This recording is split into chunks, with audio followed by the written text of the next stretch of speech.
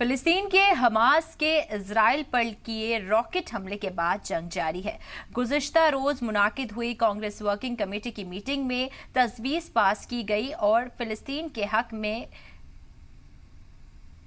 करारदाद पास हुई। इसमें फिलिस्तीन का जिक्र किया गया है। यह तस्वीर कांग्रेस ने अपने official handle social media x पर शेयर की। कांग्रेस ने अपनी तस्वीर में कहा, अब CWC मिडल ईस्ट में छिड़ी जंग और 1000 से ज्यादा लोगों के मारे जाने पर अफसोस का इजहार करती है।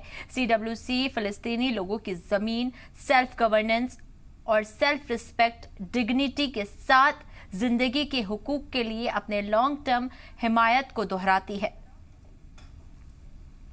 तो देखिए, यहाँ पर CWC की मीटिंग होती है जिसमें कांग्रेस तस्वीर पास करती है और कहती है कि वो फिलिस्तीनियों के साथ है।